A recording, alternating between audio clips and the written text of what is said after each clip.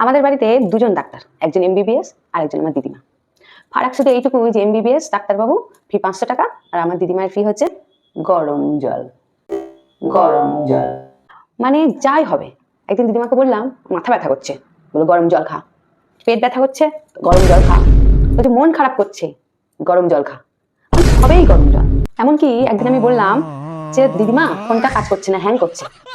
দিদিমা একদম সিরিয়াস, বলছে ফোনটাকে গরম জলের পাশে রাখ, ঠিক হয়ে যাবে, আর তুই সঙ্গে এক গ্লাস গরম জল খেয়ে। দিদিমার কাছে মেডিসিন ক্যাবিনেট নেই, আছে একটা ফ্লাস্ক যেখানে হু অ্যাপ্রুভ সব রোগের চিকিৎসা আছে।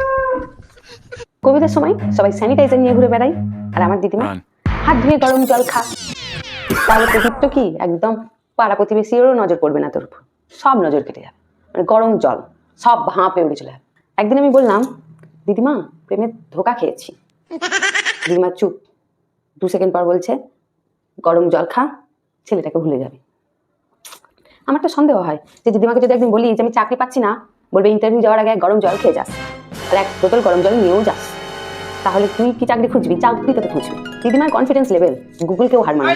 গুগল বলে সিমটমস, আর দিদিমা বলে সিমটমস লাগবে না, আগে 1 গ্লাস গরম জল খা।